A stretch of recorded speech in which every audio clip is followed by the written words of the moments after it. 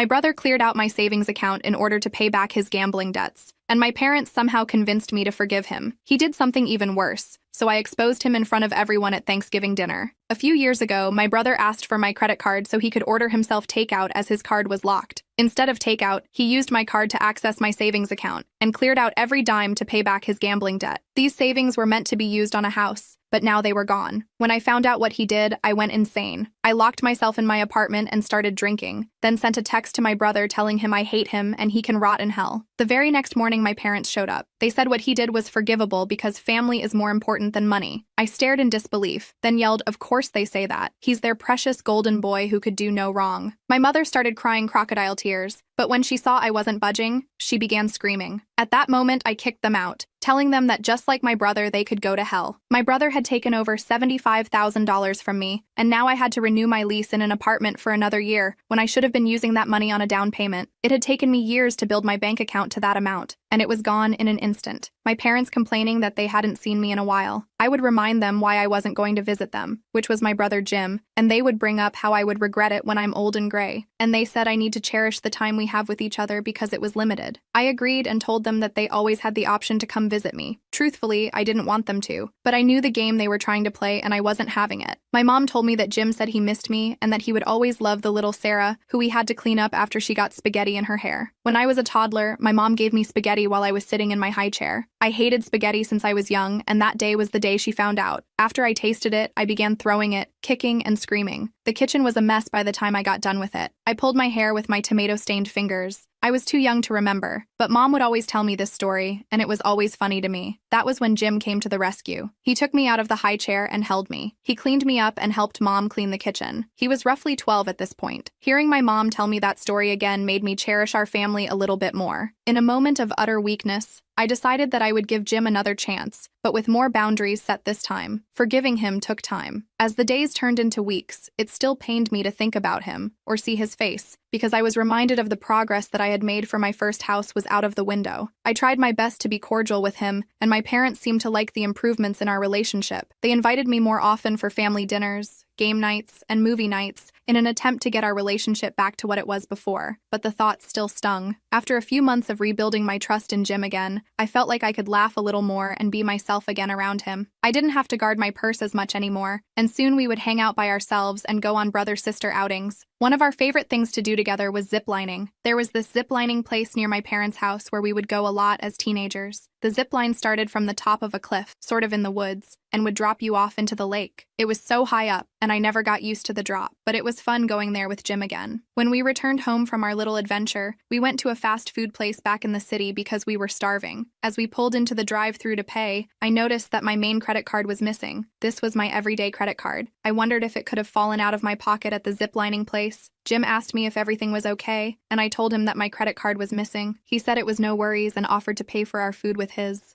We got our food and headed home. I had to drop Jim off back at our parents' house because he lost his car in a bed about a year ago. When I got home, I checked my wallet again and found my credit card, except it was in a different pocket in my wallet than the pocket that I usually put it in. I figured I was just tired, and that was the reason I hadn't noticed it before, so I went to bed. The next night, I got a text message from my credit card company asking for authorization for a casino near my parents' house, the same casino that Jim spent his entire check on every other Friday. My heart dropped. I couldn't believe that Jim had pulled the same stunt again. I immediately declined the transaction and checked my other accounts. He must have taken pictures of my credit cards and put them back in my wallet when we hung out the other day. My other credit card apps showed that I had hit my limit for the month, and I knew that wasn't the case. I tried to call and dispute the payments, but the merchants showed proof of my brother being the one making the purchases. They declined my request to dispute the charges, and now I am left responsible for the debt. I called my brother, and he didn't respond. The phone clicked in the middle of the tone like he'd declined the call. My blood was boiling. I called my parents, and my mom answered. I told her the situation and how Jim racked up $7,000 worth of debt across all of my credit cards that night. She told me that she would call him and would call me back after she spoke with him. I told her no need and that I was coming over that instant. It was almost 11 o'clock at night as I headed to my parents' house and waited in the living room for Jim to return home. As he walked through the door, he flickered the light on, and I scared the daylights out of him when he saw me sitting in the living room chair. I asked him where was my money, and he looked puzzled. I told him that I already knew about him stealing my credit card information and threatened to call the police if he didn't tell me where the money was. He broke down and confessed, saying that he felt bad about me not being able to get into my first house this year because of him, and that he wanted to make up for it. So he used my money to play at the casino because he wanted to win the money back for me. It went without saying that he didn't win any of the money back, and he lost everything. I told him that if he felt so bad about stealing my money in the first place, why would he do it again? That's when my parents came downstairs. My mom tried to de-escalate, but I was past that point. He had taken my house down payment from me and left me in a ton of credit card debt. The chances of me getting a house within the next few years were getting slimmer and slimmer. My parents had nothing to say about his actions. He apologized profusely, but there was no coming back from this. I cut him off for good this time. I told them never to contact me again and that I was done. In the next few weeks, my updated credit report came back, and my credit score went down over 100 points. The loan I applied for was no longer available to me, and I was forced to get a second job on top of my current 9-to-5. I had a goal in mind, and I was determined to get my house and live the life that I wanted. In the following weeks, my phone rang off the hook. I had calls from my parents and Jim. I ignored them both. If it weren't for them, I wouldn't have had to work these long hours to pay off this debt. The worst part was Jim didn't even offer to help pay it off. He felt that since his stealing my money to make me more money was coming from a nice place in his heart, he didn't have to pay it off. I could never trust him again. I tried time and time again, and just as I thought we were making progress, he goes and steals my money again. I continued working off the debt, and with the second job, it was making it easier to pay off the debt, but harder to keep going.